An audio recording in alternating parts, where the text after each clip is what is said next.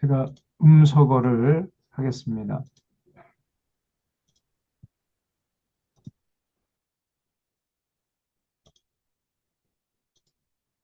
음,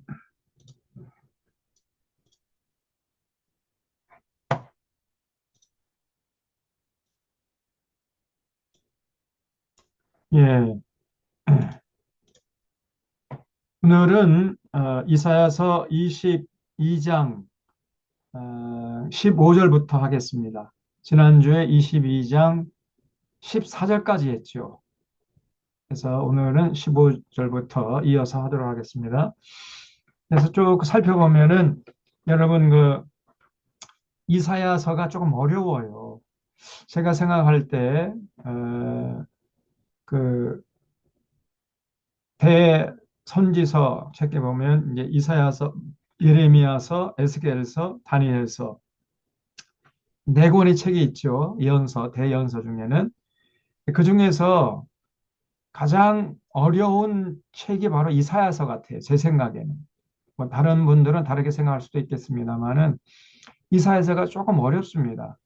근데 그 어려운 이사야서 중에서도 가장 어려운 부분이 지금 지난주하고 오늘 그 부분이에요.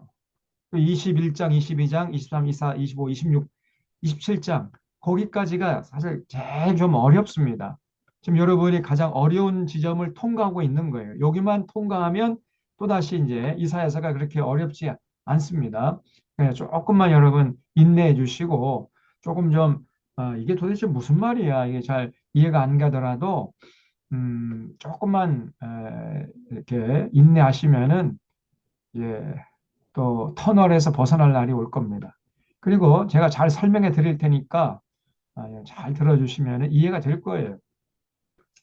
어쨌든 이사야서의 그 삶의 배경, 역사적인 배경이 바로 그 당시 중동에 음,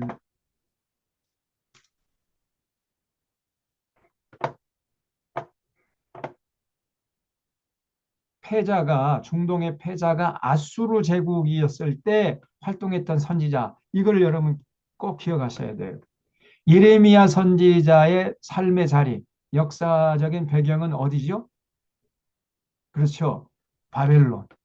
바벨론 제국이 가장 왕성하게 에, 그 중동 지방을 통치해 나갈 때 활동했던 선지자. 그러면 이제 예레미야 생각하면 되는 거고요. 아수르 제국 때에 일어나서 활동한 선지자. 그러면 이사야 선지자를 생각하면 되는 겁니다. 역사적인 배경 항상 염두에 두셔야 돼요. 어,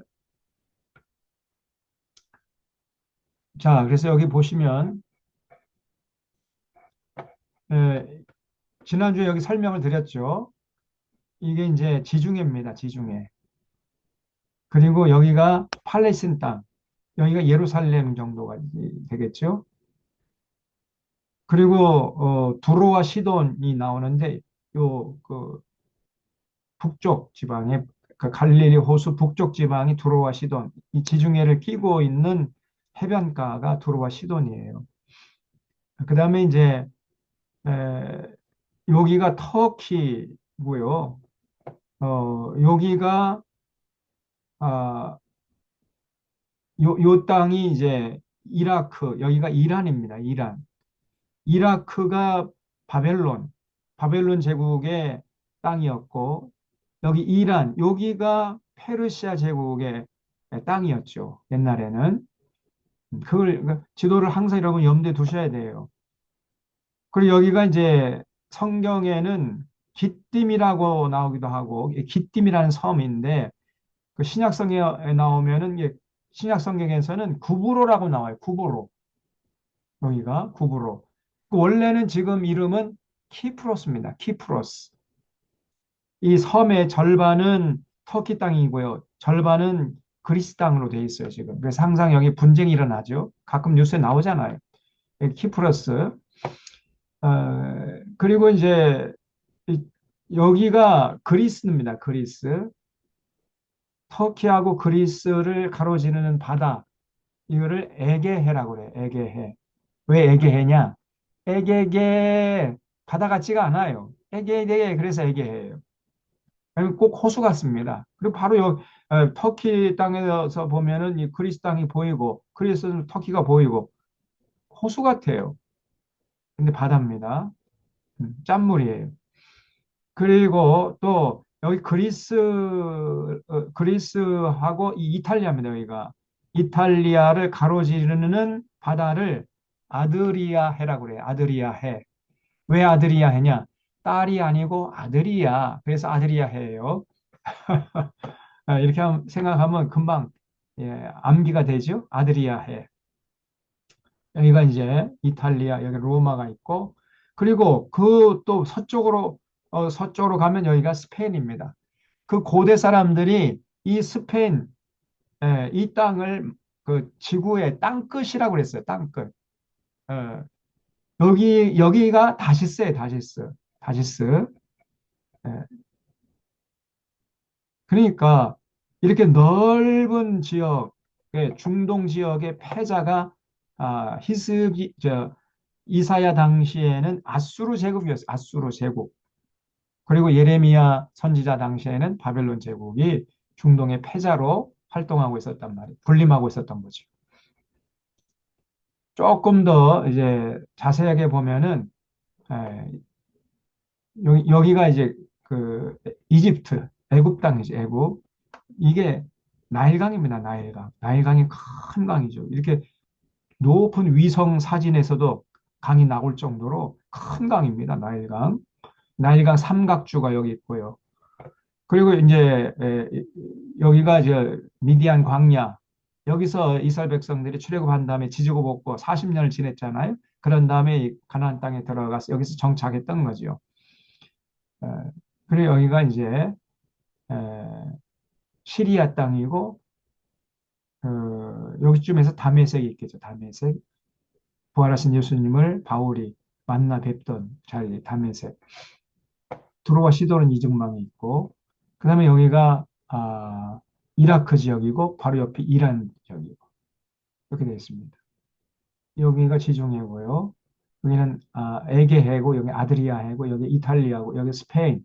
그다음에 이 에게해하고 그 여기가 이제 흑해예요. 흑해. 흑해하고 그래서 이 에게해하고 아이고 어,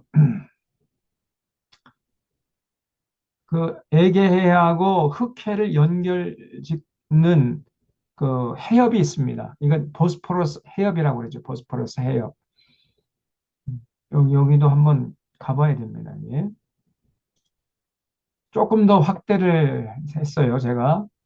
바로 여기가 이제 나일강이고 여기 이집트 애굽 땅이고 여기가 지금 팔레스타인 땅. 여기가 이제 지금의 이스라엘 백성들이 살고 있는 땅이에요. 여기쯤에서 예루살렘이 있겠고 이거 성경에 나오는 두로와 시돈 페니키아 문명의 중심 도시였던 두로와 시돈 이따가 살펴보겠습니다. 그리고 여기가 이제 키프로스, 구브로, 기띔 여러 가지 다양한 명칭으로 구약 성경에서는 기띔이라고 그러고 신약으로 넣으면 구브로 섬이라고 그러고 사도 바울이 여기 가서 이제 복음을 전했지요. 그리고 여기가 시리아 땅이고 이쯤에서 다메섹이 있고 여기가 이제 이라크 지역이고 여기가 이제 에, 바벨론 땅이었습니다. 원래는 옛날에는. 그리고 여기가 이제 이란입니다. 이란 땅이 굉장히 높죠. 이란이 큰 나라입니다. 페르시아 제국을 건설한 민족이 이란 민족이잖아요. 그래서 이 이란 민족은 자부심이 있어요. 우리는 페르시아의 후손들이야 이것들아 이러면서 미국과 맞짱 뜨고자 하는 세계에서 유일한 두 나라가 있어요. 그 이란하고 또 저 북한이죠.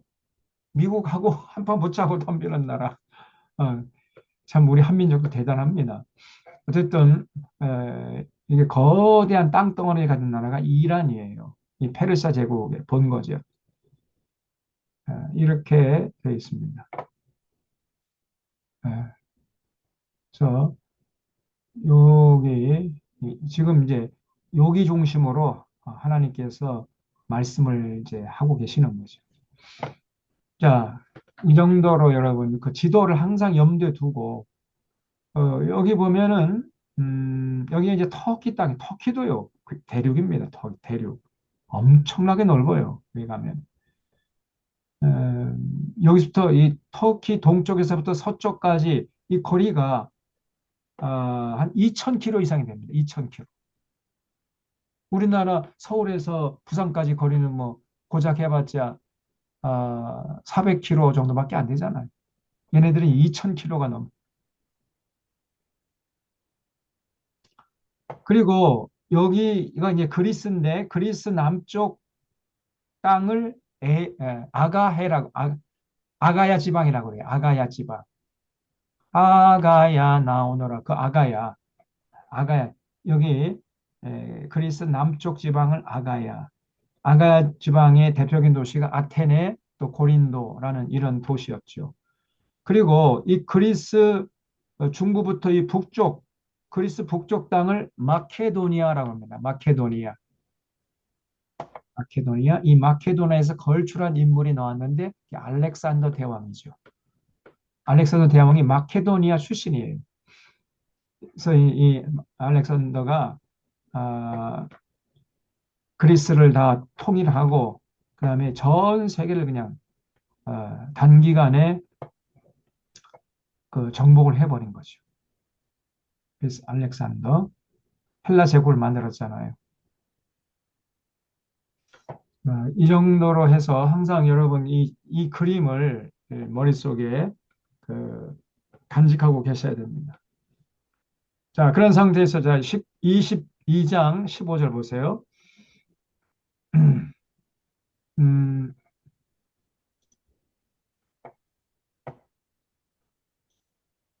그래서 그 22장에서는 환상골짜기 예루살렘에 대한 경고, 예루살렘이 타락하니까 하나님이 이제 심판하시겠다는 내용이 쭉 나오고 그 당시 그 이사야 당시에 그 주로 오랫동안 왕노릇 했던 왕이 누구냐면 히스기야입니다. 히스기야 제6년에 그 아수르 제국이 북이스라엘로 쳐들어와서 사마리아 성을 무너뜨려 가지고 사마리아 사람들 다 잡아가지고 저 고산 하볼 그 하숫가로 이런 다 흩어버렸잖아요. 그리고 그러니까 이제 북이스라엘이 망해버린 거죠. 그리고 이 아수르 군대가 남쪽으로 내려와 가지고 남유다도 전국토를 짓밟고 있는 그래서 예루살렘만 딸랑 마치 포도밭의 원두막처럼 그 딸랑 남은 상태 그런 상태에서 일어나서 활동한 선지자가 이사야 선지자죠. 근데 그렇게 북이스라엘이 아수르 제국에 의해서 망하는 모습을 히스기야가 봤으면서도 불구하고 정신을 못 차려요. 그래서 히스기야가 엉뚱한 짓을 합니다. 어, 왕 이하 대소신료들 그리고 모든 백성들이 회개하고 하나님께 돌아가서 하나님과 맺은 언약을 지키고 실천을 했으면 그래서 하나님의 정의와 공의가 강물처럼 흐르고 모든 사람들이 더불어 살아가고 힘이 있다고 해서 갑질하지 않고 힘없다고 갑질 당하지 않고 이런 더불어 살아가는 세상을 만들었으면은 하나님이 보호하사 그 어떤 강대국들이 침범하지 못하도록 지켜줬을 텐데 히스기야가요 그런 짓 안 했어요. 그 무슨 짓을 했느냐? 자꾸 아수르 군대가 쳐들어오니까 근데 그 히스기야가 아버지 누구죠? 히스기야의 아버지가 그 정신 나간 아하스라고 그랬죠. 정신 나간 아하스. 이 아하스는요 사실은 그 아수르 제국이 강력하니까 그때 그 북이스라엘하고 아람 군대가 연합 군대가 쳐들어오니까 아수르 사신을 보내가지고 형님 좀 제발 군대 파송해서 우리를 구원해 주십시오라고 해서 아수르 군대를 이 팔레스틴 땅으로 끌어들인 장본인이 아하스예요. 아하스. 이 히스기야 아버지야. 그래서 그 히스기야 아버지는 친 아수르 정책을 핀 사람이에요. 그런데 히스기야는 가만히 보니까 아수르가 북이스라엘 무너뜨리고 아니 자기 아버지는 그 뭐 이렇게 우호적인 정책으로 했는데 가만히 보니까 이 아수르 군대가 북이스라엘 무너뜨리고 남쪽으로 내려와 가지고 군합발을 다 그냥 다 짓밟고 있으니까 안 되겠다 해가지고 친아수르 정책을 폐기하고 그리고 친애굽 정책을 핀 거예요. 친애굽 정책. 여기 보시면은 그 아수르는 이 북쪽에 있잖아요. 아수르가.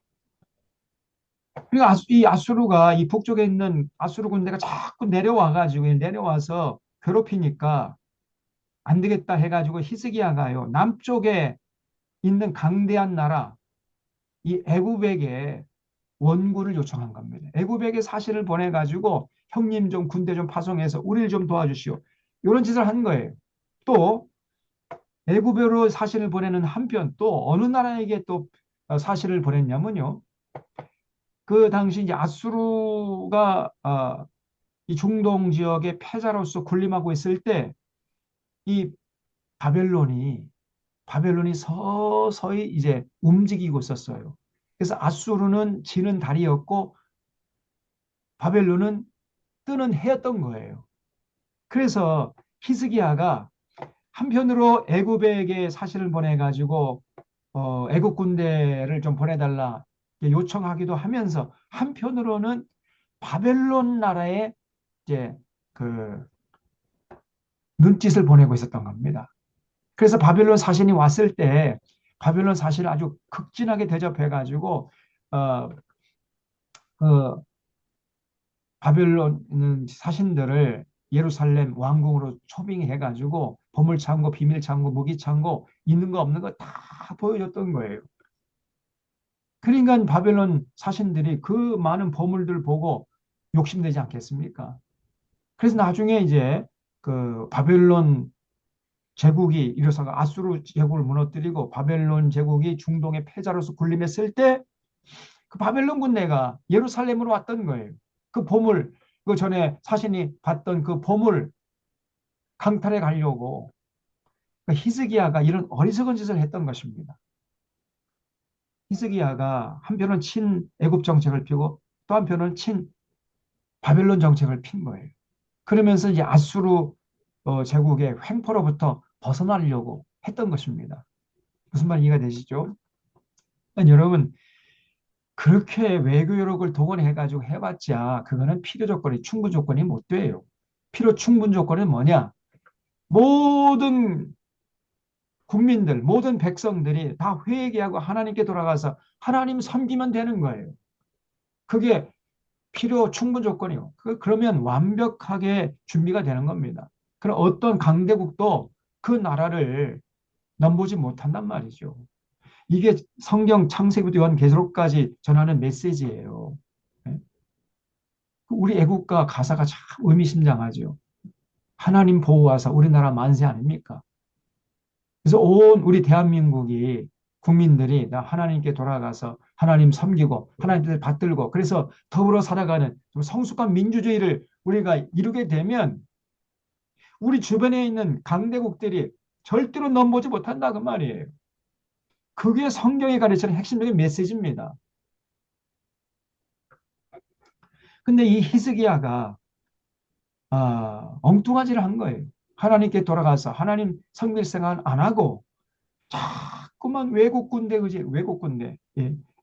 애국 군대 아니면 예, 바벨론 군대 그래서 이 팔레스틴 땅으로 자꾸 애국 군대를 끌어들이려고 했던 거예요. 이런 어리석은 짓을 한 모습을 우리가 이사야서 22장 15절 이하부터 쭉 볼 수 있어요. 또 이제 이사야서 30장 31장에서도 볼 수 있습니다. 나중에 보겠습니다.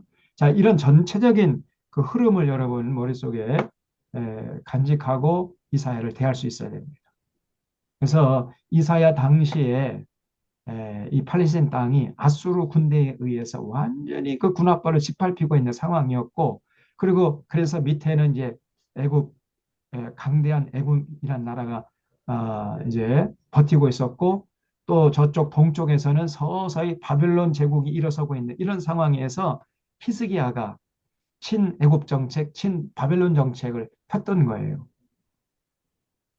이런 상황에서 하나님께서 이사야 선지자를 보내가지고 외치게 했는데, 자, 15절 보세요. 22장 15절.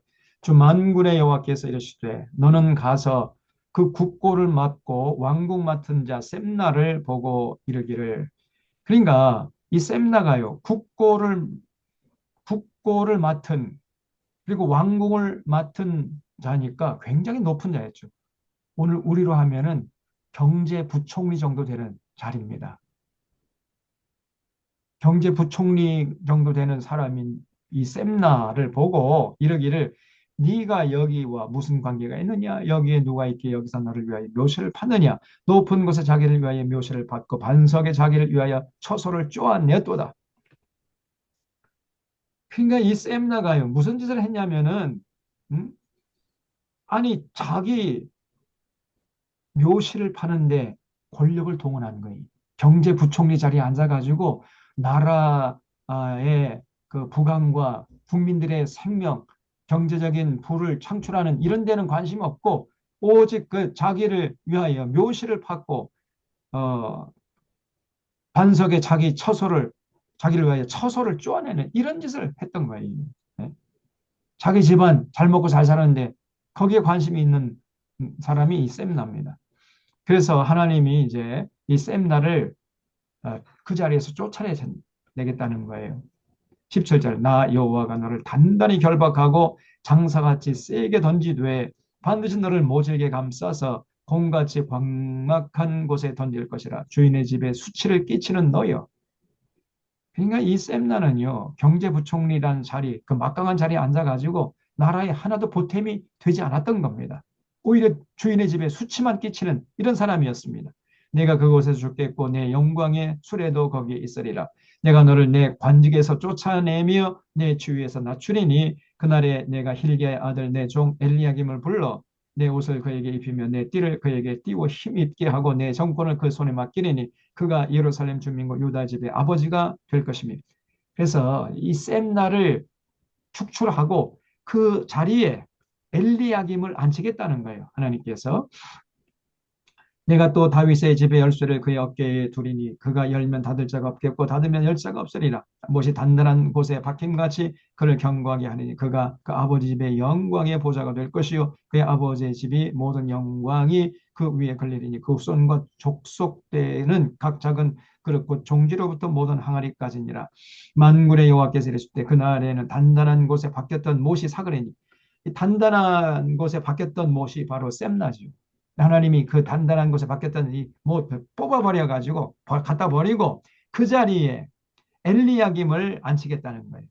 그 못이 부서져 떨어짐으로 그 위에 걸린 물건이 부서지리라 하셨다 하라. 나 여호와의 말이니라. Like about what I do, about where I live, and it just has me losing feelings for him at this point. So what are your plans today? 무슨 얘기입니까? I don't know, just hanging out with you, I guess. I have work. Maybe I'll come to your work and buy a table. It's gonna be a $2,000 min. Well, I mean, wasting $2,000 on a bottle of alcohol is definitely not like the best use of money. 갑자기 영어가 나오네. So you have to go to work 제 like right this 목소리 아니에요, second. Can we 이거. cuddle for a second? No, I gotta go. They're really strict on being late. 목사님 유튜브 다시 해주세요. So when does your furniture get here?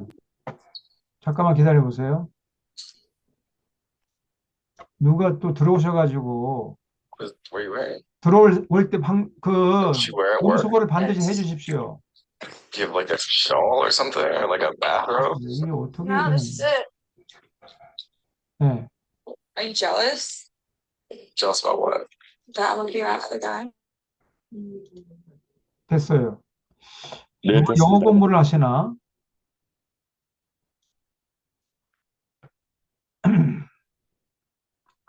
자, 그러면 왜 하나님이 이 셈나를 그렇게 경제부총리라는 막강한 자리에서 축출을 했느냐? 주인의 집에 수치만 끼치는 사람이었기 때문에 그렇다는 거예요. 그래서 이 사람이 무슨 권력을 남용한 것도 있었지만은 더 결정적인 건 뭐냐면은 이 사람이 그 히스기야 시대에 그 경제부총리였거든요. 왕궁 국고를 맡고 왕궁의 총책임자 역할을 하는 사람이었는데, 이 사람이 바로 히스기야 곁에 붙어가지고 자꾸만 친애국 정책을 건의했던 사람이에요, 이 사람이. 그러니까 히스기야가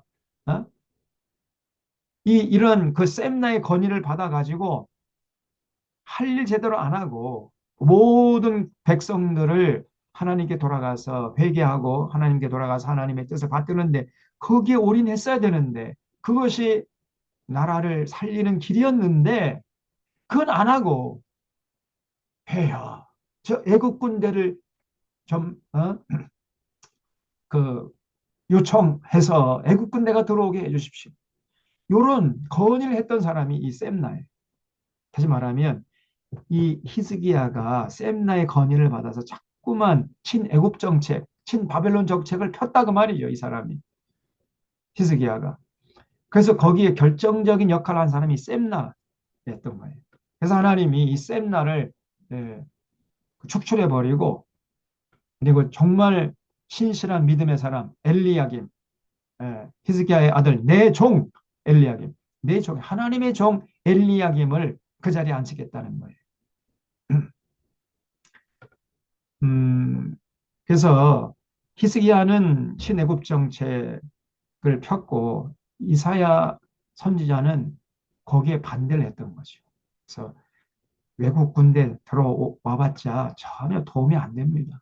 진짜 우리가 살 길은 하나님께 돌아가서 하나님의 통치를 받는 이 길 외에 다른 길이 없습니다. 이걸 외쳤던 사람이 이사야 선지자예요. 그리고 그런 히스기야 곁에서 자꾸만 엉뚱한 짓을 하게 했던 그 주인공이 바로 이 셈나라는 놈이란 셈나. 이놈이 권력에 딱 그 정점에 앉아가지고 히스기야 눈을 가리고 엉뚱한 짓을 하게 했던 이 사람. 그러니까 하나님이 이 셈나를 몰아냈던 거죠. 자, 23장에 도로에 관한 경고라. 23장은 이제 두로에 관한 경우인데 이 두로가 사실 그 아까 말씀드렸지만은 여기 여기죠. 여기.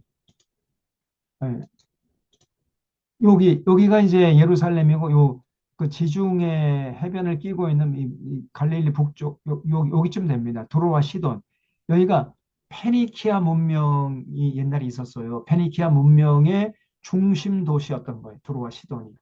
원래 페니키아는 페닉 플러스 이하의 합성어입니다. 페닉은 뭐냐면 고동이에요. 고동이란 말이고 이하라는 말은 땅이란 말이에요. 땅. 이하가 뒤에 붙으면 전부 다 땅이란 말이에요. 부르기야, 갈라디아 전부 다 이하가 붙죠. 밤빌리아 다 이하가 붙잖아요. 이하라는 말은 땅이란 말이에요. 그래서 페니키아도 페닉이 많이 나는 땅, 고동이 많이 나는 땅이란 뜻입니다. 그래서 여기가 해변 도시고 항구 도시였는데 굉장히 한때는 번창했어요. 페니키아 문명의 중심 도시였단 말이죠. 그래서 이 두로 굉장히 한때는 번창했는데 이 두로가 변창함으로 교만한 거예요. 그래서 하나님이 심판하시겠다는 내용이 쭉 나옵니다. 23장 1절 두로에 관한 경고라 다시스의 베드라. 이 다시스 아까 봤죠? 여기죠 여기. 그 스페인 그다음에 땅 끝 다시스의 배들이 투로까지 왕래했던 거예요. 여기 보세요. 여기서부터 여기가 이제 지금 다시스거든요. 지금의 스페인.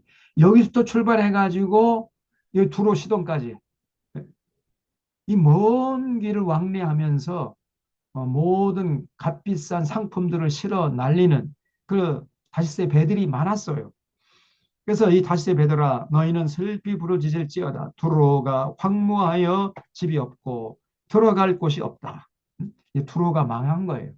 그 화려했던 도성 두로가 망해서 다시스의 배들이 이제 갈 곳이 없으니까 슬피 부르짖으라 이런 얘기죠.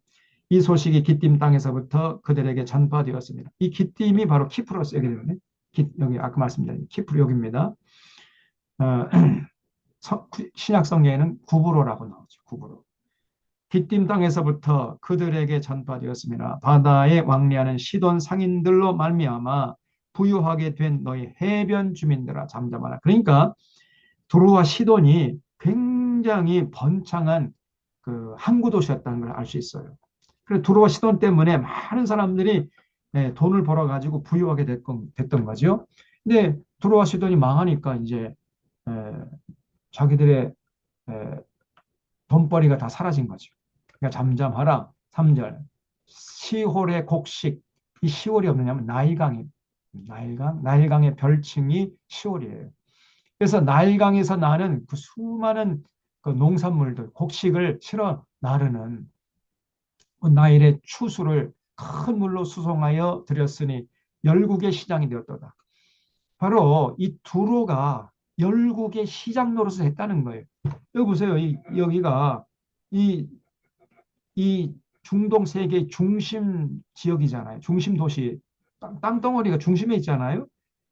그리고 바다를 끼고 있었기 때문에 여기가 나일강이잖아요. 여기가 나일강. 이 나일강에서부터 나는 수많은 농산물들을 배로 실어가지고 여기다가 풀어놓는 거예요. 그러면 모든 상인들이 전 세계에 있는 상인들이 다시스 배들이 여기 와가지고 이 나일강에서 생산된 그 농산물들 여기 두로에 이제 실어놨으니까 여기서 다시 사가는 거죠. 그러니까 이 두로가 열국의 시장 노릇을 했던 거예요. 그러니까 돈이 몰리고 사람이 몰리고 그런 곳이었던 거죠. 근데 이제 그러므로 해서 이 사람들이 교만했던 거예요. 선생님 시돈이여 너는 부끄러워할지어다 대저 바다 곧 바다 요새가 말하기를 나는 산고를 겪지 못하였으며 출산하지 못하였으며 청년들을 양육하지도 못하였으며 처녀들을 생육하지도 못하였다 했습니다. 그 소식이 애굽에 이르면 그들이 두로의 소식으로 말미암아 고통받으리로다. 그러니까 두로와 시돈이 망했다 하는 소식으로 이제 애굽이 고통을 받게 되겠죠. 왜냐하면 두로와 시돈이 망하니까 이제 그 열국의 시장이 없어져 버린 거죠. 그러면 판매처가 사라진 거 아닙니까? 그러니까 애굽이 이제 고통을 받게 되는 거죠. 너희는 다시스로 건너갈지어다 해변 주민아 너희는 슬피 부르짖을지어다 이것이 옛날에 건설된 너희 희락의 성 곧 그 백성의 자기 발로 먼 지방까지 가서 머물던 성읍이냐 면류관을 씌우던 자여 그 상인들은 고관이요 그러니까 두로의 상인들은 전부 다요 면류관을 쓰고 고관들이 돈이 많고 높은 자리에 앉은 사람들이 두로의 상인들이었다는 거예요. 그 무역상들은 세상에 존귀한 자들이었던 두로에 대하여 누가 이 일을 정하였느냐? 그러니까 그렇게 참 고관들이고 돈이 많던 이런 사람들인데 하루쯤에 망해버린 거예요. 그는 두로가 망할 줄은 아무도 상상하지 못했는데 어느 날 갑자기 두로가 망해버린 겁니다. 그 무역사는 세상에 존귀한 자들이었던 두로에 대하여 누가 이 일을 정했느냐? 만군의 여호와께서 그걸 정하신 것이라. 모든 누리던 영화를 욕되게 하시며 세상의 모든 교만하던 자가 멸시를 받게 하려 하심이라. 하루아침에 두로가 망하는데 하나님께서 하신 일이라. 하나님. 여러분 세상 부귀영화는요 아무것도 아닙니다. 그 사막의 신굴이나 마찬가지 신기루. 사막의 신기루라니까요. 세상 부귀영화 쫓는 사람은 그 신기루를 쫓는 사람, 어리석은 사람이에요. 하나 훅 불어버리면 날아가 버리는데 거기에 평생을 자기 인생을 겁니까? 얼마나 어리석은 사람이에요. 그래서 세상 부귀영화 누린다고 교만을 하면 안 됩니다. 교만할 이유도 없고요. 그리고 또 세상 부귀영화 누리지 못한다고 해가지고 오매 기주고 그럴 필요도 없어요. 절대 부러워할 게 아닙니다. 여러분. 우리도 저 사람들 새끼 우리도 새끼 먹어요. 우리도 잘 먹고 잘 살잖아요. 네? 그러면 됐지 뭐 무슨 부귀영화 그게 뭐가 필요했습니까, 여러분? 이렇게 정말 은혜와 진리를 사모하는 우리 믿음의 권속들끼리 서로 같이 모여서 위로하고 격려하고 자유를 만끽하며 살아가는 이게 최고 행복입니다. 저는 지금이 제일 행복해요. 진짜입니다, 이거. 제가 여러분에게 뭐 잘 보이려고 하는 얘기가 아니고 제가 이 70평생 이제 좀 있으면 70이 되는데 70평생 제가 연구하고 세상을 다 돌아다니면서 관망하고 관찰해 본 결과가 솔로몬의 고백처럼 헛되고 헛되고 헛되며 헛되고 모든 것이 헛된 거야 이게. 세상 풍경은 아무것도 아닙니다 여러분.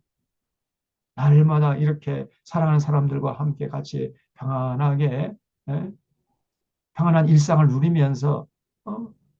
참 평안히 자고 평안히 깨고 이렇게 또 같이 뭐 새끼 먹을 수 있는 양식이 있고 이것처럼 더 이상 뭘 바라겠습니까? 네, 이 당시에 두루와 시돈 사람들이 돈이 많이 벌고 높은 자리에 앉고 뭐 그러니까 뭐 세상 다 자기 건 줄 알고 교만 하다가 이제 하나님의 심판받아 하루아침에 싸그리 망해버린 거예요. 그래서 10절 딸 다시 쓰여 나일같이 땅이 너희 땅에 넘칠지어다 너를 속박함이 다시는 없으리라. 두루가 망했으니까요.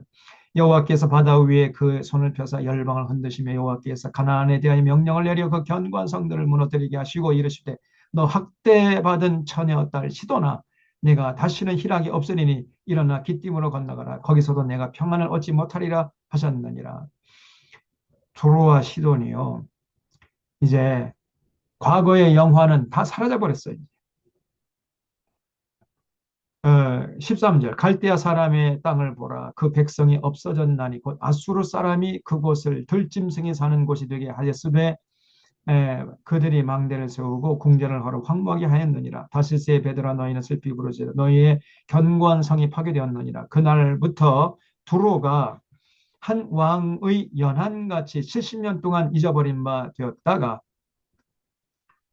70년이 찬 후에 두로는 기생의 노래같이 될 것이다. 그러니까 두로와 시돈이 완전히 폭삭 망해가지고요. 70년 동안 역사 속에 사라졌다가 70년 후에 조금 회생될 것이라는 그런 얘기예요. 그래서 잊어버린 바 되었던 너 음녀여 두로와 시돈 말이죠. 수금을 가지고 성읍에 돌아다니며 기미한 곡조로 많은 노래를 불러서 널 다시 기억하게 하라 하였느니라. 70년이 찬 후에 여호와께서 두로를 돌보시리니 그가 다시 값을 받고 지면에 있는 열방과 음란을 해야 할 것입니다. 그러니까 70년 동안 만약에 폭삭 망했다가 70년 지난 후에 조금 회복되니까 이 사람들이 다시금 또 열방과 음란한 짓을 해요. 그렇게 뭐 물건을 막 사고 팔고 그러면서 뭐 온갖 교만한 짓을 다 하는 겁니다. 그래서 그 무역한 것과 이익을 거룩히 여호와께 돌리고 간직하거나 쌓아두지 아니하리니 그 무역한 것이 여호와 앞에 사는 자가 배불리 먹을 양식 잘 입을 옷감이 되리라. 결국은 그 두루가 쌓아놓은 모든 것이 하나님을 경외하는 자들의 몫으로 돌아가게 될 것이라는 거예요. 그러니까 재주는 곰이 넘고 돈은 떼돈이 번다, 떼놈이 번다고 하는 것처럼 두루가 열심히 뭐 장사해가지고 돈을 많이 벌어놨지만은 자기들이 번 돈을 자기 쓰지 못하고 결국 하나님을 경외하는 자들에게로 그 몫이 돌아간다는 거예요. 하나님께서 그렇게 역사하신다는 거죠. 여러분, 23장은 두로에 대한 심판을 예언한 건데 절대로 여러분 뭐 세상 조금 잘 나가고 뭐 높은 자리에 앉고 부귀영화 떵떵거리고 산다고 교만해서는 안 됩니다. 교만하면 그 사람은 패망할 사람이에요. 교만은 패망의 선봉이라 그랬잖아요. 그까짓 뭐 권력이 뭐가 그렇게 가치가 있는 겁니까? 저 윤석열 보세요. 저는 아이고 저 찌질한 놈 저게 무슨 대통령. 자 24장에 그래서 24장부터 27장은 이제 이사야의 종말 이게 어려운 부분이에요. 여기가 좀 어려워요. 24장부터 27장 여기만 여러분 잘 통과하면은 이제 이사야가 좀 쉬워집니다. 잘 들어주시기 바랍니다. 자, 24장부터 27장에 보면은 그날이라는 단어가 계속 나와요. 그날. 그래서 그날은 그 중충적인 그 의미가 담겨 있어요. 그날은 하나님의 심판의 날이죠. 하나님의 심판의 날. 그리고 진짜 어떤 상황 가운데서도 하나님 신뢰하고 하나님의 뜻을 받던 사람들에게는 그날은 하나님의 구원 날이지만은 그저 사는 동안에 자기 욕심을 앞세우면서 온갖 수단만 가리지 않고 부귀영화 누리려고 하고 그저 잘 먹고 잘 살려고 하는데 거기에 올인했던 이런 사람들은 그날은 그건 죽음의 날이고 패망의 날이다.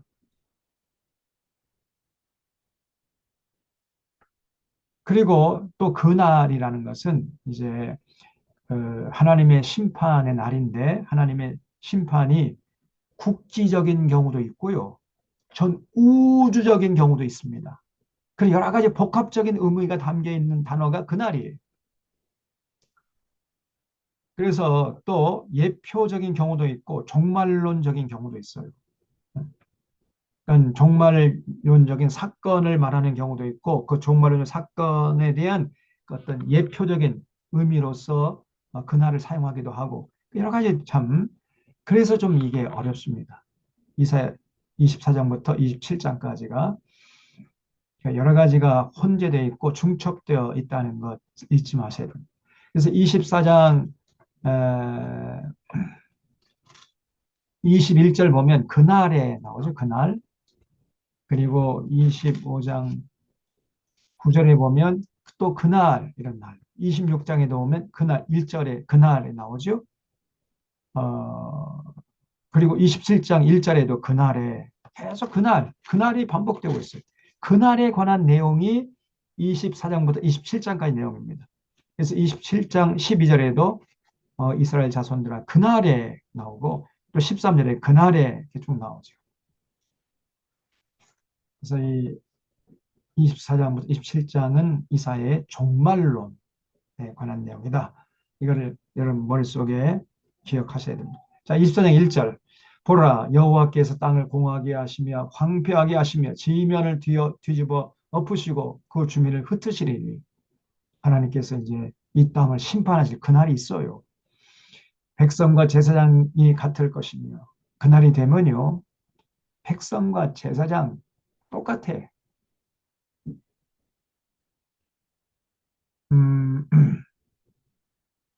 하나님이 심판하시는 그날이 되면은요. 뭐 하나님 앞에서는 높고 낮음이 없습니다.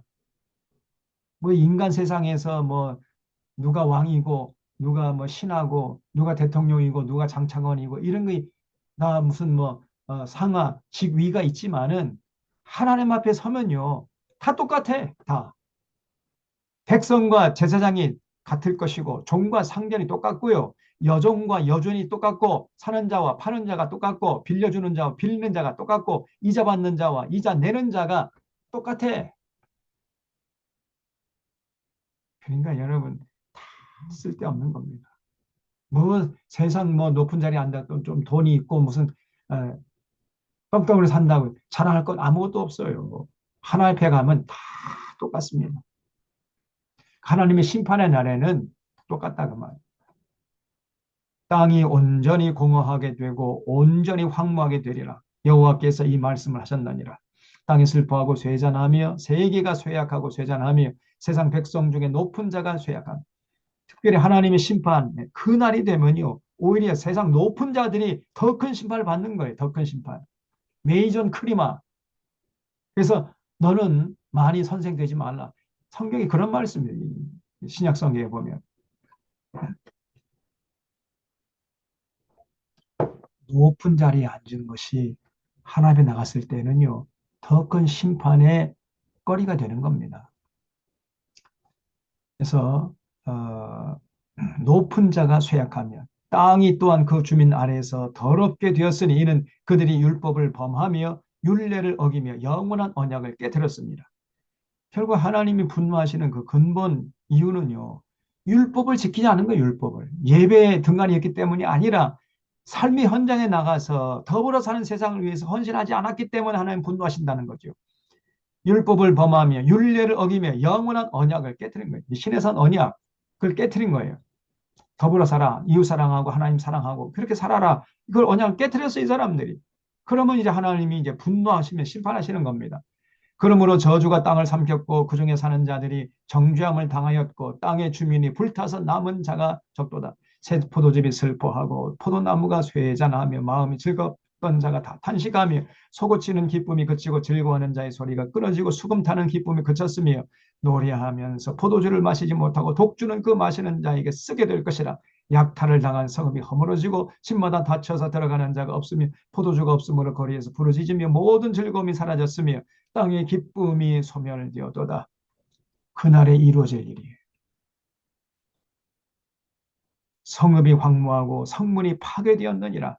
세계 민족 중에 이러한 일이 있으니, 여기 세계 민족이란 말이 뭐냐면요, 엘레츠 암이란 단어를 히브리 말을 쓰고 있는데 이 에레츠란 말이 땅이란 말이에요. 암이란 말은 백성이란 말입니다. 그러니까 땅의 백성들 중에 이러한 일이 있을 것이다, 이런 얘기입니다. 세계 민족 중에라는 말은 땅의 백성들 중에 이러한 일이 있을 것이다, 이런 뜻이에요. 그러니까 그 나라, 그 공동체 사람들이 그 대다수가 하나님의 율법을 범하고 하나님의 언약을 깨트리고 그러잖아요. 그런 하나님 분노하시면서 심판하십니다. 그런 것이 역사 속에 종종 있어 왔고 이제 마지막에 궁극적으로는 우주적인 심판이 있게 될 거예요. 그 세계 민족 중에 이러한 일이 있으리니, 다시 말하면 땅의 백성들 중에 이런 일이 있을 겁니다. 그래서 여러분 역사를 잘 관찰해 보세요. 빈부격차가 심하고 가진 자들이 갑질하고 그런 세상이 되잖아요. 그러면 반드시 그 나라는 망합니다. 부가 세습되고 가난이 세습되고 하나님의 공의와 정의가 땅에 떨어져가 짓밟히고 가진 자들은 끝간데 없이 부자가 되고 없는 사람들은 아무리 노력을 해도 그 가난의 굴레에서 벗어나지 못하고, 이런 불공평하고 불공정한 세상이 되면은 그 나라는 반드시 망해요. 얼마 가지 못합니다. 이게 하나님의 심판이죠. 땅의 백성들 중에 이런 일이 있으리니 곧 감람나무를 흔듦 갚고 포도를 거둔 후에 그 남은 것을 주움 같을 것입니다. 그러니까 여러분, 감람나무를 흔들면 다 떨어져 버리잖아요. 포도를 거둔 후에 남은 것을 포도를 거둔 다음에 남는 것 줄 얼마나 처량합니까? 이 하나님의 심판의 모습이라는 거죠. 14절, 무리가 소리를 높여 부를 것이며 여호와의 위엄으로 말미암아 바다에서부터 크게 외치리니 그러므로 너희가 동방에서 여호와를 영화롭게 하며 바다 모든 섬에서 이스라엘의 하나님 여호와의 이름을 영화롭게 할 것이라. 그래서 우리가 혼신의 힘을 다해서 해야 할 일은 뭐냐면요, 여호와를 영화롭게 하고 여호와의 이름을 영화롭게 해야 돼요. 여기에 관심을 가져야 됩니다. 땅끝에서부터 노래하는 소리가 우리에게 들리기를 의로우신 이에게 영광을 돌리사도다. 그러나 나는 이르기를 나는 쇠잔하였고 나는 쇠잔하여서 내게 화가 있도다. 그리고 마지막 때 그날이 되면요, 땅끝에서부터 노래하는 소리가 들릴 것입니다. 네. 그 역사를 주관하시고 궁극적으로 역사를 정의롭게 이끌어 가시는 의로우신 그 하나님께 영광을 돌리세 하는 그런 사람들이 이제 하나님을 찬양하는 소리가 있을 거예요. 아까 말씀드린 대로 그날은 신앙생활을 새곡교로 전락시킨 사람들이나 아니면 뭐 세상 부귀영화 쫓아 살았던 사람들에게는 패망의 날이고 죽음의 날이고 심판의 날이지만은, 그러나 정말 사는 동안에 그런 세상 부귀영화 연연하지 않고 하나님 뜻을 받들어서 살려고 하고 진리의 길에 서서 정의를 구하고 주님이 갖추셨던 그 십자가의 길을 그저 묵묵히 걸어갔던 그 사람들, 그 진짜 하나님의 백성들에게서는요, 그 구원의 날이고 승리의 날이고 축복의 날 아닙니까? 그런 사람들이 이제 의로우신 이에게 영광을 돌리는 이런 일이 있을 것이라요, 그날에.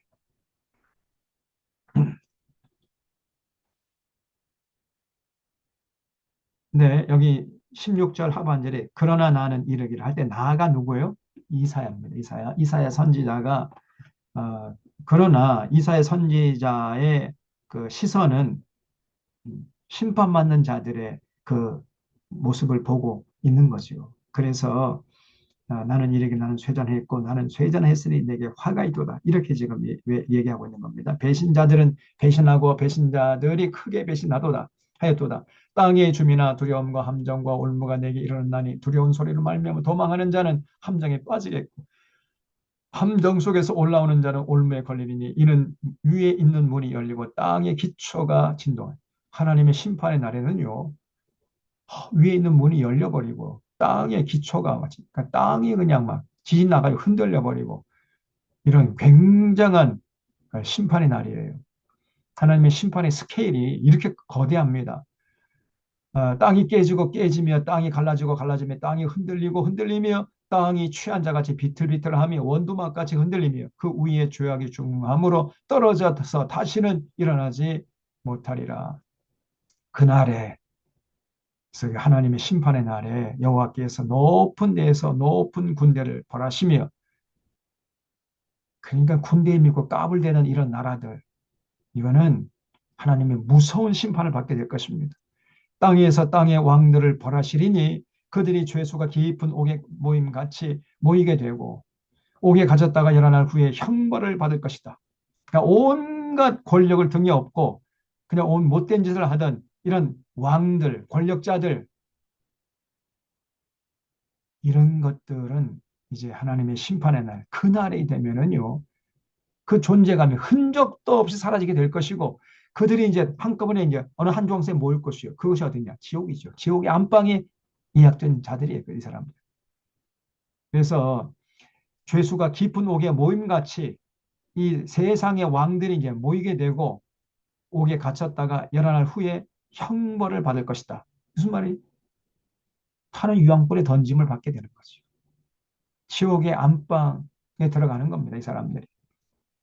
그때에 달이 수치를 당하고 해가 부끄러워하리니 이는 만군의 여호와께서 시온산과 예루살렘에서 왕이 되시고 그 장로들 앞에서 영광을 나타내실 것입니다.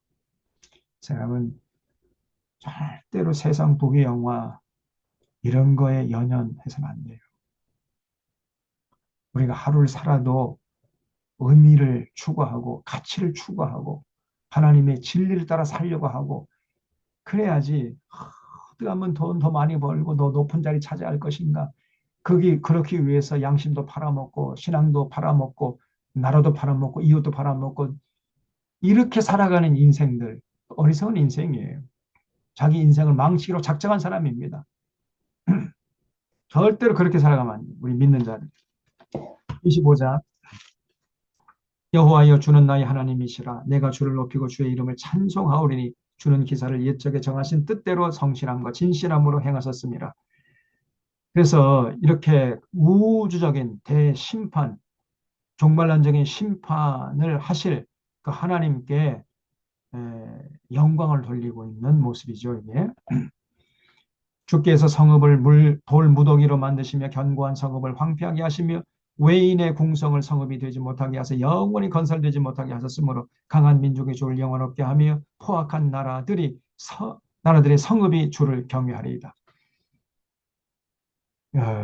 그렇죠. 이제 포악한 나라의 성읍이 마지막 때가 되면요 주를 경외하게 될 것입니다. 주는 포악자의 기세가 성벽을 치는 폭풍과 같을 때에 빈곤한 자의 요새시며 환난당한 가난한 자의 요새시며 폭풍 중에 피난처시며 폭양을 피하는 그늘이 되셔서 그거 줄 주십시오. 4절 25장 4절 이게 성경 전체적인 메시지예요. 여러분 우리 하나님 어떤 분이시냐. 포악한 자의 기세가 성벽을 치는 폭풍과 같을 때 빈궁한 자들을 주목하시고 그 빈궁한 자의 요새가 되시기를 기뻐하시는 하나님이시단 말이에요.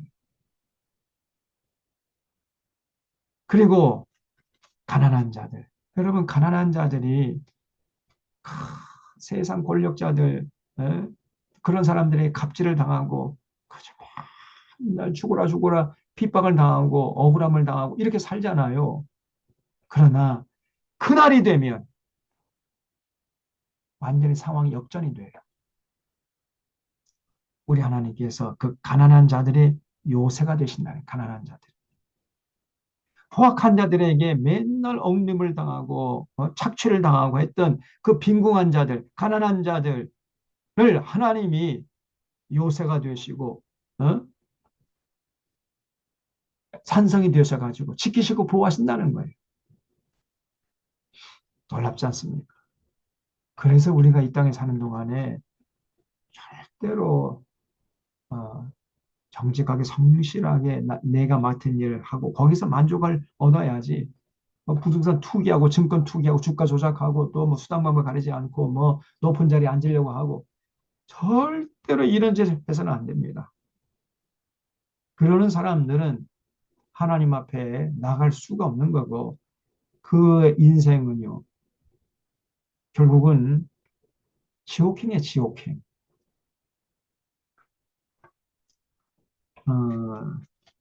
그래서 여기 4절 참 얼마나 우리에게 위로가 됩니까? 서민들에게 위로가 되는 거예요.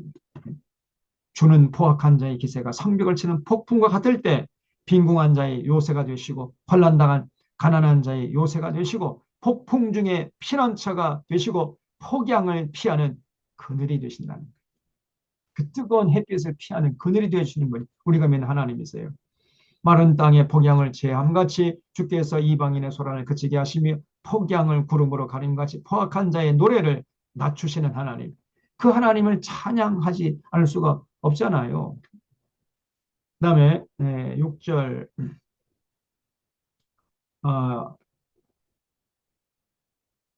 그래서 이제 우리 하나님께서 이렇게 종말론중 그날에 모든 악한 자들 심판하시고 연회를 베푸신다는 거예요.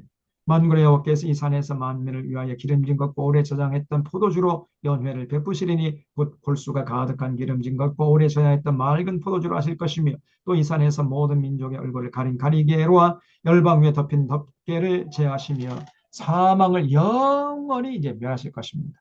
주 여호와께서 모든 얼굴에서 눈물을 씻기시며 자기 백성의 수치를 온 천하에서 제하시리라.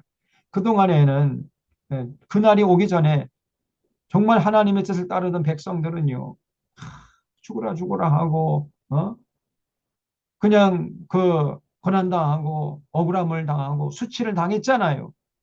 그런데 그날이 되면 그 하나님의 뜻을 받들기 위해서 고난을 자처했던 그런 사람들 얼굴에서 흘렸던 눈물을 우리 하나님께서 씻겨주시고 그 자기 백성들이 당했던 수치를 천하에서 제거해 주신다는 거예요.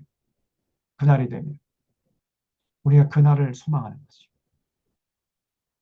여러분 세상에는요 제가 늘 얘기하잖아요. 두 종류의 사람이 있습니다.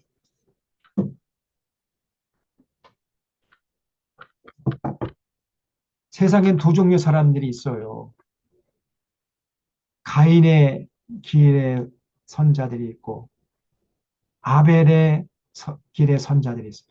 가인의 길을 가는 사람이 있고 아벨의 길을 가는 사람이 있어요.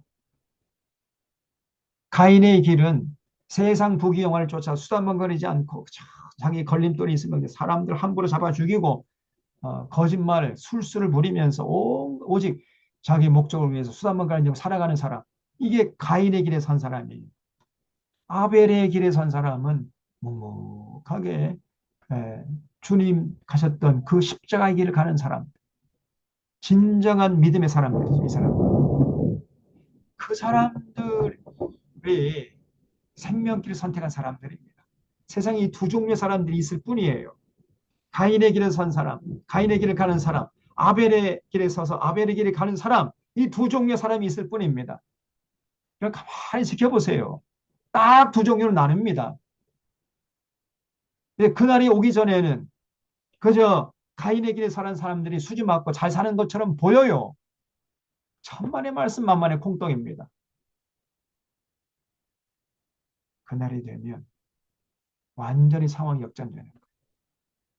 그날이 되기 전에는 그 아벨의 길에 섰던 사람은 맨날 그저 얻어 터지고 손해만 보고 억울함을 당하고 그래도 묵묵하게 그냥 바보같이 살아 이렇게 좀 천하의 바보같이 살아가고 지질이 궁상맞게 사는 것처럼 보이지만은 그러나 그 사람들이 하나님 앞에서 참으로 존귀한 자로 대접을 받게 되는 겁니다. 그래서 그 여호와께서 모든 얼굴에서 눈물을 씻기시고 자기 백성의 수치를 온 천하에서 제거하는 그 날이 있을 거예요. 우리가 그 날을 바라보는 그 날. 그 날을 바라보고 묵묵히 믿음의 사람들은 그 십자가의 길을 걸어가는 것입니다. 그래서 9절에 그날에 말하기를 이는 우리 하나님이시라 우리가 그를 기다렸으니 그가 우리를 구원하시리로다. 이는 여호와시라 우리가 그를 기다렸으니 우리는 그의 구원을 기뻐하며 즐거워하리라 할 것이며 여호와의 손이 이 산에 나타나시리니 모압이 거름물 속에서 초계가 밟힘같이 자기 처소에 밟힐 것인즉 그가 헤엄치는 자가 헤엄치려고 손을 펴같이 그 속에서 그의 손을 펼 것이나 여호와께서 그의 교만으로 인하여 그 손이 능숙함에도 불구하고 그를 누르실 것이다. 내 성벽의 높은 요새를 걸어 땅에 내리시되 진토에 미치게 하시리라 그랬죠. 여기 이제 모압의 심판을 이제 예언하고 있는데 이 모압이 어떤 사람이죠? 여러분 그 민수기 25장에 보면은 이스라엘 백성들이 이제 미디안 광야 에서 40년 동안 그 노예 근성을 벗어버린 훈련을 철저하게 받았잖아요. 그래서 이 가나안 땅에 이제 들어가기 직전에 이 모압 왕 발락이라는 놈이 발락이라는 놈이 발람이라는 거짓 선자를 초빙해가지고 이스라엘 백성들을 미혹해가지고 다 타락시켰잖아요. 응? 그래서 그것을 하나님 분노를 사가지고 2만 4천 명이 그냥 한 달에 죽었어요. 잘못했으면은 60만 명 다 죽을 뻔했습니다. 그런 그 악한 짓을 했던 족속이 모압 족속 아닙니까? 모압 왕 발락. 그래서 모압 족속은 절대로 하나님의 총회에 들어오지 못할 것이다. 영원히 못 들어온다. 그런 얘기가 있잖아요. 그래서 이 모압은 이거는 그 악한 자의 상징이에요. 하나님의 뜻을 외면하고 그저 자기 목적을 수다만 가리지 않고 세상 동경한 출세 추구하고 이제 신앙을 세교거를 전락시켜 가지고 잘 먹고 잘 산다, 잘 된다, 복 준다 그런 말만 쫓아 살았던 이런 교회 다니면서도 여전히 세상 부경화 추구하면서 속물 인간으로 살았던 그런 사람들은 하나님께서 심판하신다는 거죠. 여기 11절 하반절은 여호와께서 그 교만으로 인하여 그 손이 능숙함에도 불구하고 그를 누르시 하나님의 손이 눌러요. 자기가 수영 잘한다고. 네. 뭐 얼마든지 수영 잘할 수 있다 뭐 하는지만은 그 능숙한 자가 헤엄치려고 손을 펴같이 그 속에서 그 손을 펼 것이지만은 여호와께서 그 교만으로 인하여 그 손이 능숙함에도 불구하고 그를 그냥 눌러버려. 하나님의 손이 헤엄치고 있는 그 사람을 눌러버리면 어떻게 되는 거예요? 나 물속에 빠져 죽겠죠. 그래서 절대로 여러분 이 세상 사는 동안에 우리가 함부로 살면 안 됩니다. 26장 1절 그날에 유다 땅에서 내 이 노래를 부르리라. 우리에게 견고한 성읍이 있으며 여호와께서 구원을 성벽과 외벽으로 삼으시리로다. 너희는 문들을 열고 신을 지키는 의로운 나라가 들어오게 할지어다. 그래서 그날이 되면은 여기서는요, 정말 신실하게 신앙생활을 했던 이런 사람들이 결국은 하나님 나라에 들어가게 되는 그날을 말합니다. 3절 주께서 심지가 견고한 자를 평강하고 평강하도록 지키시리니 이는 그가 주를 신뢰함이니이다. 네. 이런 자들이 여호와의 구원의 성에 입성하는 거죠. 너희는 여호와를 영원히 신뢰하라. 주 여호와는 영원한 반석이심이로다. 여러분 4절 꼭 주셔주십시오. 영원히 신뢰하셔야 됩니다. 어떤 일이 있어도 여호와를 신뢰하십시오. 절대 신뢰의 모습을, 절대 신뢰의 미소를 하나님 앞에서 잃지 말아요. 어떤 사람은 조금 잘 되면 하나님 앞에 사랑합니다. 뭐 하나님 뜻을 따르겠습니다. 그런데 조금 잘못되면 금방 낙심하고 원망하고 절망하고 포기하려고 그러고 그 믿음의 자리에서 떠나버려요. 하나님, 난 못 믿겠어. 그러고 떠나간다니까. 어리석은 사람이에요. 우리의 환경이나 여건, 그거 따지지 말고, 거기에 상관없이 영원히 여호와를 신뢰하는 자가 복된 자입니다. 근데 그게 하기 좀 쉽지 않지만, 그러기 위해서 이제 믿음이 필요하겠죠. 그러려면 창세기 요한계시록까지 성경을 통해 계시하시는 하나님의 깊이 만나야 돼요. 그러면 하나님은 영원히 신뢰할 수 있습니다. 주 여호와는 영원한 반석이시미로다. 높은 데에 거주하는 자를 낮추시며. 여러분, 그날이 되면요, 하나님이 높은 데 거주하는 자 다 낮춰요. 소선성을 헐어 땅에 엎드실 때 진토에 미치게 하셨도다. 여기 높은 데 거주하는 자들은 특별히 그 예루살렘의 기득권층들, 구체적으로 말하면요, 그 예루살렘은 높은 곳에 건설된 도시거든요.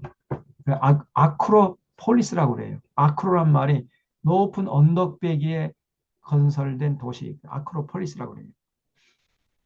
그래서 높은데 이 예루살렘은 해발 800m 되는 그런 곳에 조성된 도시입니다. 거기에선 높은 사람들이 살았어요. 우리나라는 높은 곳에는 달동네가 있잖아요. 달동네. 가난한 사람들이 모여 살죠, 우리나라는. 우리나라는 낮은 곳에, 그 해수면에서 낮은 곳에 그 부자 동네가 있고, 산 높은 곳에, 산 중턱에는 토굴을 파가지고 이 달동네 사람들이 살지 않습니까? 우리나라는. 그런데 이 팔레스타인 땅은요, 정반대예요. 팔레스타인 땅은 예루살렘 그 높은 산 중턱, 거기 그 해발 800m 정도 되는 그곳에 높은 사람들, 부자 사람들, 권력 있는 사람들이 모여 살았던 거예요. 왜냐하면 거기는 햇빛이 너무 강렬하기 때문에 해발 800m 정도가 돼야 그 강렬한 햇빛을 피할 수가 있습니다. 온도도 선선하고 그리고 비도 가끔 오고, 그러니까 사람이 살만해요. 근데 땅 밑에는, 이 산 밑은, 거기는 너무나 햇빛이 강렬하기 때문에 사람이 살 수가 없어요. 그러니까 거기는 가난한 사람들이 모여 살았던 겁니다. 우리나라와 정반대예요. 근데 하나님이 그날이 되면은 높은 곳에 거주하는 자들을 낮추신다는 거예요. 심판하신다는 거죠. 소선성을 헐어 땅에 엎으시되 진토에 미치게 하셨도다. 발이 그것을 밟으리니 곧 빈궁한 자의 발과 곰핍한 자의 걸음이리로다. 여러분, 하나님의 심판의 날에는요, 누가 부자들을 밟겠어요? 빈궁한 자들이 발로 짓밟는 겁니다. 그 사회에서 억눌렸던, 인간 대접받지 못하고, 사람 대접받지 못하고, 인권을 무시당하고 조롱당했던 그 사람들이 그 마음속에 간직하고 있었던 그 억울함과 분노가 폭발해가지고 그동안 자기들을 사람 대접하지 않았던 이 부자들, 권력자들 다 그냥 발로 짓밟는다는 거예요. 무슨 얘기 아닙니까, 이게?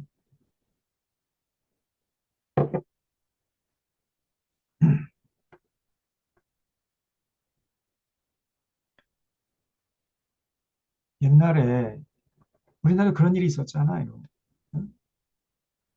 저 북한 공산당이 쳐들어 내려왔죠. 그래서 즉결 처분이라는 게 있었어요. 그 즉결 처분. 공산당이 접수한 그 마을에서는요, 그 운동장, 학교 운동장에 사람들 모이게 해요.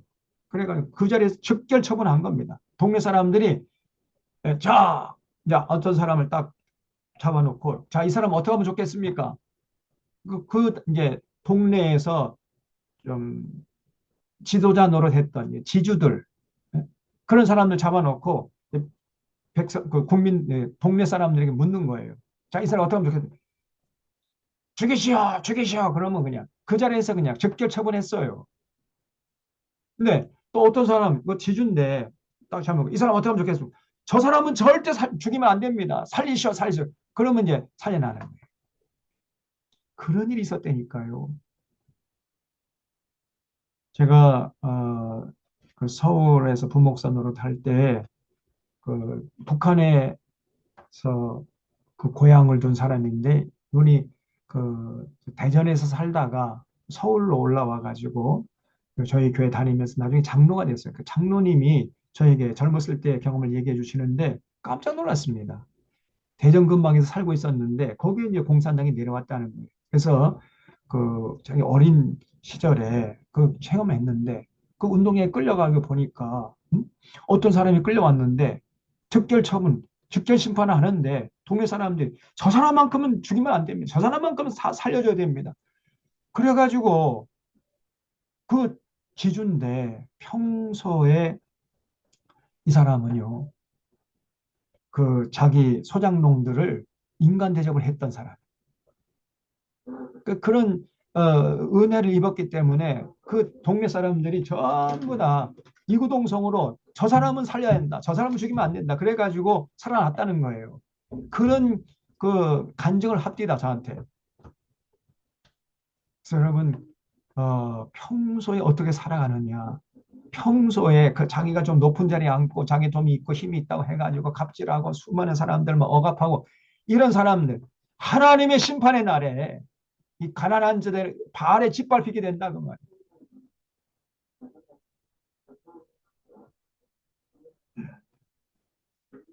여기 굉장히 무서운 얘기죠.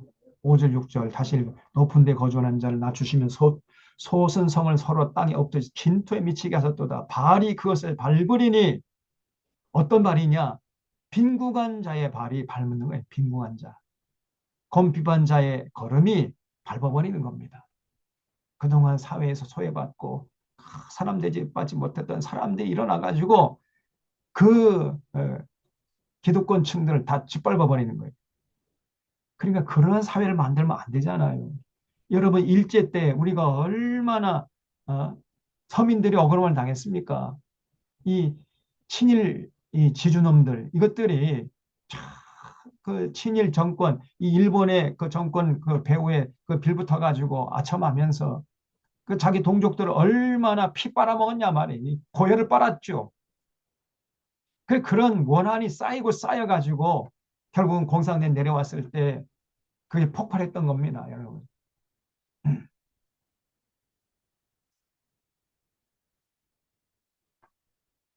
의인의 길은 7절에 정직하며 정직하신 주께서 의인의 첩경을 평탄하게 하시도다 그러죠.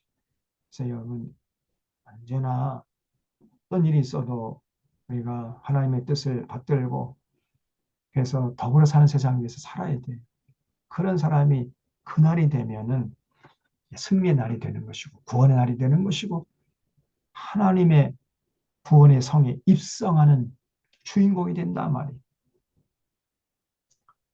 그래서 주께서 의인의 길을 그 첩경을 평탄하게 하시는 겁니다. 8절에 여호와여 주께서 심판하시는 길에서 우리가 주를 기다렸사오. 주의 이름을 위하여 또 주를 기억하려고 우리 영혼을 사모하나이다. 밤에 내 영혼이 주를 사모하였은즉 내 중심이 주를 간절히 구하오리니 이는 주께서 땅에서 심판하시는 때에 세계의 거민이 의를 배움이니이다. 여러분 그래서 많은 사람들이 고난이 오면 그때 깨달아요. 고난이 오기 전엔 절대 깨닫지 못합니다.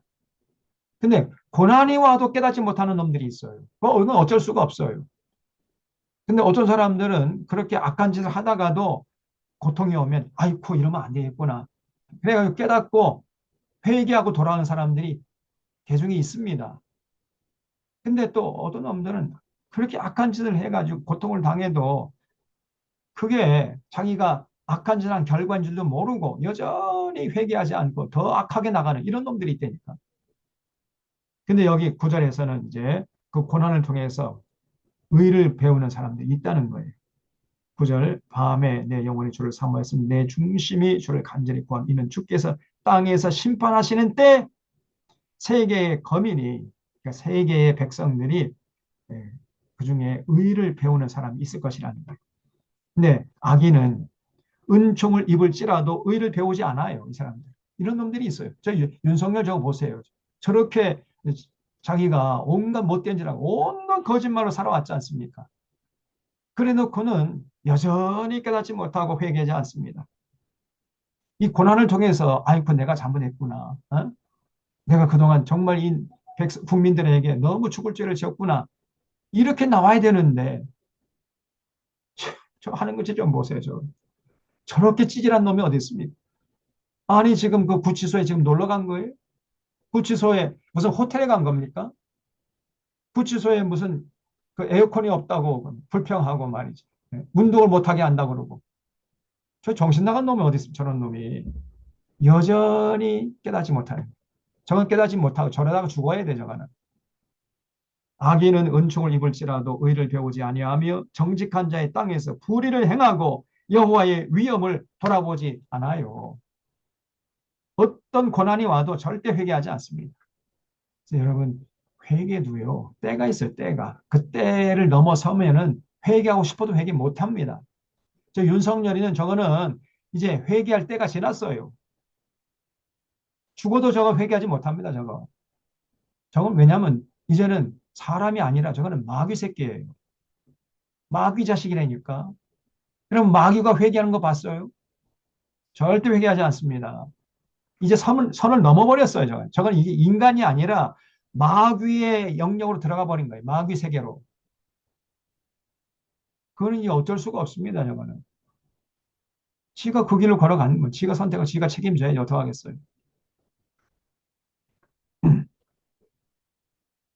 악인은 은총을 입을지라도 의를 배우지 아니하며 정직한 자의 땅에서 불의를 행하고 여호와의 위엄을 돌아보지 않습니다. 절대로 하나님이 하시는 일에 대해 관심 갖지 않고 절대 회개하지 않습니다. 11절 여호와여 주의 손이 높이 들릴지라도 그들이 보지 아니하오나 백성을 위하시는 주의 열성을 보면 부끄러워할 것이라 불이 주의 대적들을 사르리이다. 여호와여 주께서 우리를 위하여 평강을 베푸시오리니 주께서 우리의 모든 일도 우리를 위하여 이루심이니이다. 여호와 우리 하나님이시여 주 외에 다른 주들이 우리를 관할하였사오나 우리는 주만 의지하고 주의 이름을 부르리이다. 그러니까 이거는 이제 그 과거 이스라엘 백성들이 하나님 섬기다가 하나님 섬기지 않고 우상 섬긴 그런 짓을 했잖아요. 그러다가 결국은 하나님 심판 받아가지고 뭐 아수르 제국에게 망하고 바벨론 제국에 망하고 바벨론 포로로 잡혀갔다가 다시 돌아오고 그래서 바벨론 포로 갔을 때 그들이 섬기는 신을 섬겼잖아요. 그 얘기를 하는 거예요 지금. 여호와 하나님이여 주 외에 다른 주들이 우리를 관할했사오라. 다른 주란 말은 다른 신들이죠. 다른 신들. 그 아수르 사람들이 섬기는 신들이 이스라엘 백성들을 주관한 적이 있었잖아요. 바벨론 사람들이 섬기는 신이 이스라엘 백성들을 주관한 적이 있었잖아요. 그러나 우리는 주만 의지하고 주의 이름을 부르리이다. 그래서 고통을 통해서 과거에 자기들 우상 숭배했던 건 다 이제 벗어버리고 절대 우리는 이제 다시는 우상 숭배하지 않고 여호와 하나님만 섬기겠습니다. 이렇게 이제 다짐하겠다는 거죠. 그들은 죽었은즉 다시 살지 못하겠고 사망하였은즉 일어나지 못할 것이니 이는 주께서 벌하여 그들을 멸하사 그들의 모든 기억을 없이 하셨음이니이다. 그렇죠? 여러분 그들은요 죽었으니까 다시 살지 못합니다. 사망했으니 다시 일어나지 못해요. 하나님을 버리고 산 사람들은 절대 다시 살지 못하죠. 다시 일어나지 못합니다. 이는 주께서 벌하여 그들을 멸하사 그들의 모든 기억을 없이 하셨기 때문에 그러나 우리 하나님을 잘 믿고 하나님의 뜻을 따라 산 사람들 죽어도 살아요. 죽어도. 믿으시기 바랍니다. 여호와여 주께서 이 나라를 더 크게 하셨고 이 나라를 더 크게 하셨나이다. 스스로 영광을 얻으시고 이 땅의 모든 경계를 확장하셨나이다. 여호와여 그들이 환난 중에 주를 앙모하여 싸우며 주의 징벌이 그들에게 임할 때 그들이 간절히 주께 기도하였나이다. 이런 소수의 사람들이 있어요. 주님의 심판의 날, 그 환난 중에 그래도 주님을 앙모하고 주님의 뜻을 따르려고 하고 간절히 주님께 기도하는 이런 사람이 많지는 않지만 있습니다. 여호와여 잉태한 여인이 산기가 임박하여 산고를 겪으며 부르짖음 같이 우리가 주 앞에서 그와 같으니이다. 우리가 잉태하고 산고를 당했을지라도 바람을 낳은 것 같아서 땅에 구원을 베풀지 못하였고 세계의 거민을 출산하지 못하였나이다. 야, 여러분 17절 18절 줄 쳐주십시오. 뭐 이게 굉장한 진리가 담겨 있어요. 여인이 잉태해가지고 이제 출산이 임박했을 때 굉장한 고통이 오잖아요. 산고를 겪잖아요. 그리고 부르짖잖아요. 그렇게 이제 우리가 주 앞에서 부르짖었다는 거예요. 그리고 고통을 당하면서 이제 믿음을 지켰는데, 그런데 그렇게 잉태하고 산고를 당하는 임산부처럼 그렇게 큰 고통을 당했는데 어, 출산해 보니까 바람을 낳았어, 바람. 네? 그러니까 그 고통의 유익이 아무것도 없다는 거예요. 그래서 바람을 낳은 것 같아서 땅에 구원을 베풀지 못했다. 다시 말씀드려서 하나님의 백성들이 극심한 환란과 고통을 당했어도 그런 고통을 그냥 인내했을 뿐이지 그 고통을 통해서 어떤 생산적인 생산물을 만들어내지 못했다는 거예요. 어떤 생명을 단 한 사람도 구원하는 이런 일을 하지 못했다는 겁니다. 임산부가 그렇게 그냥 산기가 도달했을 때, 그 산기가 임박했을 때 그 산고를 겪으면서 땀을 뻘뻘 그런데 그 결과로 응애응애하고 막 새 생명이 탄생하잖아요. 그래야 그 고통이, 그 산고가 의미가 있는 건데, 지금 이 믿음의 사람들이 그렇게 죽을 고생하면서 딱 믿음을 지켰지만은 그 믿음을 지킨 결과 어떤 생산적인 그런 생명이 있는 생명체를 건져내지 못했다는 겁니다. 제가 제대로 여러분 이해하도록 설명이 됐는지 잘 모르겠는데, 다시 읽어보세요. 여호와여 잉태한 여인이 삼기가 임박하여 산고를 겪으며 부르짖음 같이 우리가 주 앞에서 그렇게 고통을 당했는데 그 고통의 결과 바람을 낳은 것 같아가지고 땅의 구원을 베풀지 못했다는 거예요. 다시 말씀드리면 그렇게 고통을 당했어도 그로 인한 어떤 생산적인 결과가 전혀 없었다는 겁니다. 자신들의 능력의 한계를 지금 토설하는 그런 내용이죠. 그 땅에 구원을 베풀지 못했어요. 그러면 우리도 우리 한계를 지금 절감하고 있지 않습니까? 저도 그 한계를 절감하고 있어요. 제가 아무리 뭐 이렇게 하나님의 뜻대로 살려고 하고 하나님이 기뻐하시는 교회를 세우려고 하고 우리 교회가 정말 그 건강한 교회로 세워진다 하지라도 세상 사람들에게 어떤 영향력을 행사하기가 한계가 분명하잖아요. 예?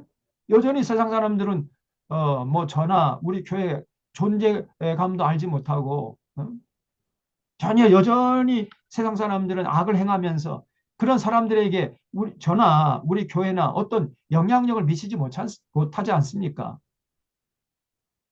그러니까 어떤 때는요 좌절감을 느낀다니까요. 내가 이렇게 해봤자 뭐 나는 뭐 고통도 당하지 않지만은 그 믿음의 선조들이 그렇게 고통 가운데서 믿음을 지켰지만은 그런 믿음을 지킨 그 결과로 해서 세상의 거민들을 출산을 해야 되는데 새 생명을 잉태하는 출산하는 이런 기쁨을 맛봐야 되는데 세상 사람들에게는 아무런 영향력을 행사하지 못하는 거예요. 도도하게 이 세상의 역사는 흘러가고 있잖아요. 그런 속에서 믿음의 사람들이 뭐 아무리 뭐 애쓰고 발버둥치고 몸부림치고 그 진리를 위해서 고난을 당한다 할지라도 세상은 그냥 전혀 무감각하고 무관심하고 자기들끼리 살아가고 세상의 역사는 도도하게 그냥 악의 흐름으로 흘러가고 있지 않습니까? 그런 얘기예요, 지금.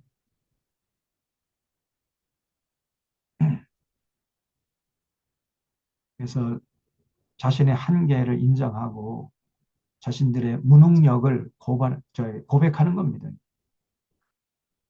그렇게 좀 믿음의 사람들이 믿음을 지키려고 애를 쓰고 그래도 세상에는 별 영향력을 미치지 못하더라. 저도 때때로 그런 생각이 들어요. 그래서 좌절감을 느낀단 말이죠. 그러나 19절 보세요. 어차피 그런 세상이에요. 주의 죽은 자들은 살아나고 그의 시체들은 일어나리이다. 티끌에 누운 자들아 너희는 깨어 노래하라. 주의 이슬은 빛난 이슬이니 땅이 죽은 자들을 내어 놓으리라 그랬죠.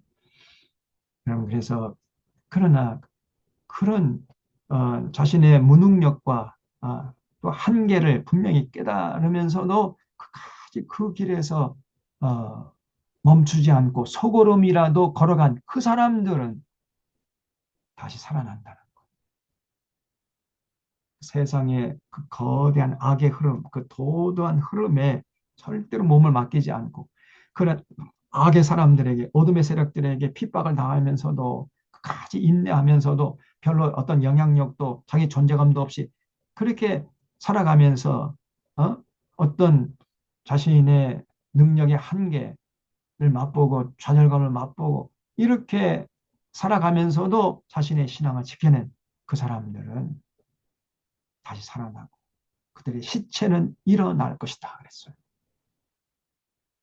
그래서 너희는 깨어 노래하라. 주의 이슬은 빛난 이슬이니 땅에 죽은 자들을 내놓으리라. 야, 이 얼마나 위대한 얘기입니까? 그래서 믿는 자들의 부활을 여기서 예언하고 있는 거죠. 믿는 자들의 부활. 20절에 내 백성은 갈지어다 내 밀실에 들어가서 내 문을 닫고 분노가 지나기까지 잠깐 숨을 지어다. 그래서 우리 하나님의 심판의 날, 그날, 그건 무섭습니다. 전 우주적인 심판의 날. 그 요한계시록에 보면요. 태양이 폭발해버리고 빛을 잃어버려요. 낮인데 캄캄한 어둠이 임하고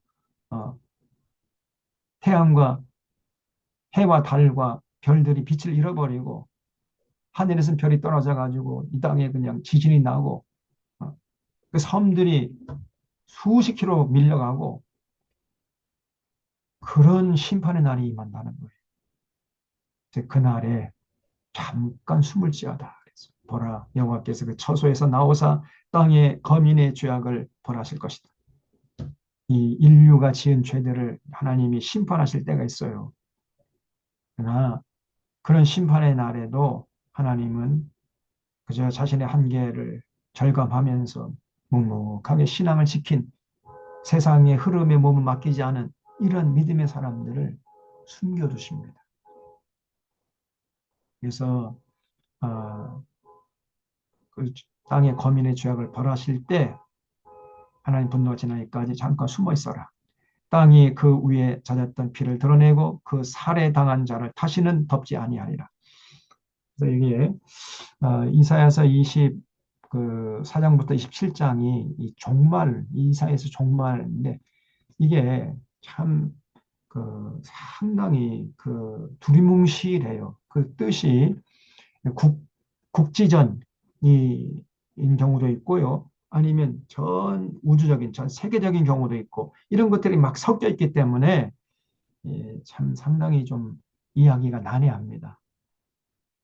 조금 제가 설명을 드리려고 했는데 여러분이 제대로 이해가 되는지 잘 모르겠어요. 이제 시간이 됐기 때문에 27장, 오늘 27장, 28장, 29장까지 하려고 했는데 조금 시간이 좀 지나가지고요. 다음 주에 27장부터 이어가서 하도록 하겠습니다. 자, 오늘 이 정도 하고 기도하고 마무리하겠습니다. 하나님 아버지, 오늘 이사야서 가장 어려운 부분을 저희들이 보면서 은혜와 진리를 나누게 하시오니 감사합니다.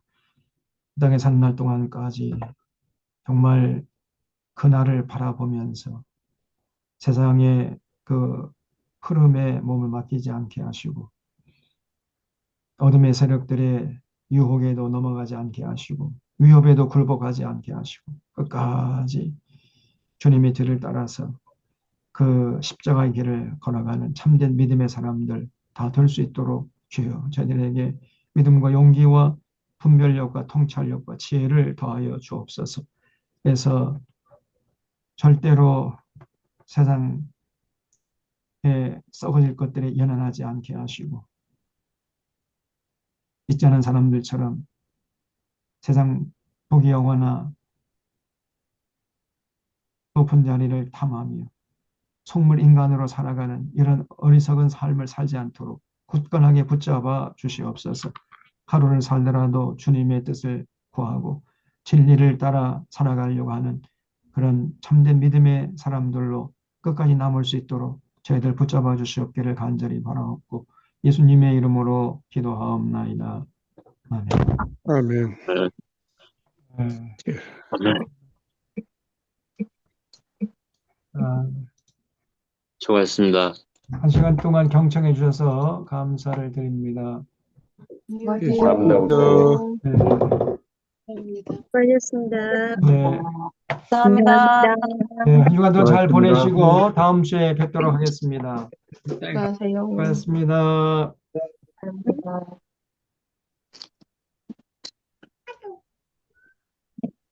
어머니, 어머니.